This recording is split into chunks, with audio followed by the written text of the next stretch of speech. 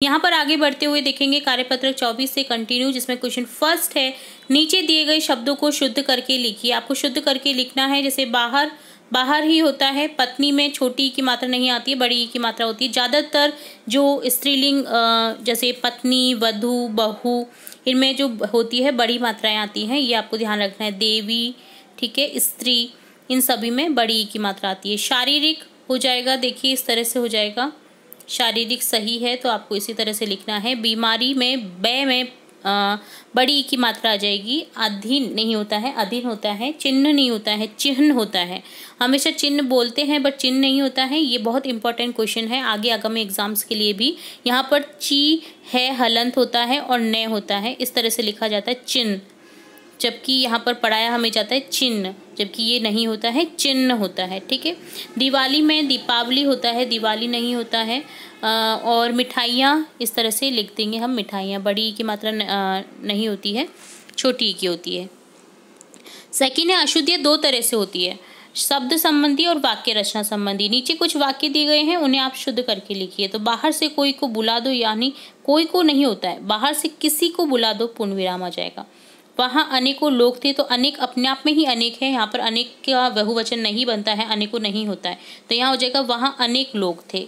मेरे को तुम्हारे से कुछ नहीं कहना, तो मेरे को नहीं बोलते हैं, मुझे तुम्हारे से, तुमसे, मुझे तुमसे कुछ नहीं कुछ कहना है, इस तरह से हो जाएगा। मेरे को तुम्हारे से कुछ कहना है, मुझे तुमसे कुछ कहना है। नाना जी खाना खा ले नहीं होता है, नाना जी खाना खा लो। लड़का पढ़ रही हैं हो जाएगा, तो नहीं, यहाँ पर है लड़का और पढ़ रहे हैं बहुवचन में है, तो लड़का नहीं होगा, लड़के पढ़ रहे हैं, इस तरह से होगा। दिव्या को 3 भाई हैं, दिव्या के 3 भाई हैं, इस तरह से होगा। विपुल खाना खाता खाता सो गया, तो यहाँ हो जाएगा विपुल खाना खाते खाते सो गया। तुम तुम्हारा काम करो, तुम अपना काम करो, तुम्हारे की जगह यहाँ होगा तुम अपना काम करो।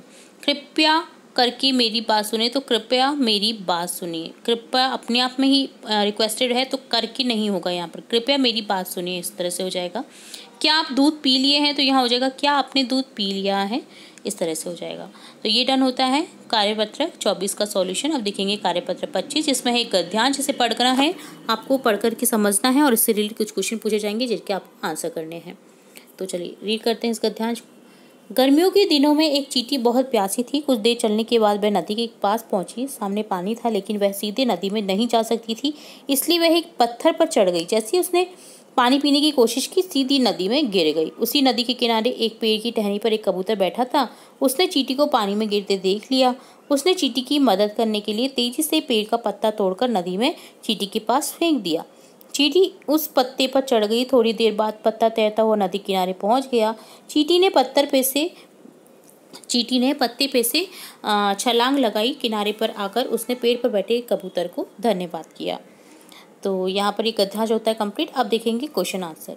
कबूतर ने चींटी के लिए पत्ता फेंका, चींटी की मदद के लिए। डूबते को तिनके का सहारा से आप क्या समझते हैं? परेशानी में थोड़ी मदद मिलना। अगर चींटी को तिनका या पत्ता नहीं मिलता तो वो डूब जाती, तो इसका अर्थ है डूबते को तिनके की सहारा। कबूतर के स्थान पर आप होते तो चींटी की मदद कैसे करते? हम होते तो चींटी को हाथ से उठाकर बाहर निकाल देते। क्या आपने भी कभी किसी की मदद की है? अपने शब्दों में लिखिए। तो एक बार हम बाजार गए थे, तब एक बूढ़े अंकल जी को सड़क पार करने में हमने उनकी मदद की थी। नीचे दी गई स्थिति में आप क्या करेंगे? स्कूल में भूकंप आने पर क्या करेंगे? सभी साथियों के साथ शिक्षक के निर्देशानुसार बाहर आ जाएंगे। घर का पता भूलने पर आसपास में यदि कोई पुलिस वाला है तो उससे बात करेंगे। घर में चोर घुसने पर परिस्थिति के अनुसार सुरक्षित जगह से फोन का प्रयोग करेंगे। परीक्षा में प्रश्नों के उत्तर न आने पर थोड़ा सोचेंगे व याद आने पर लिखेंगे।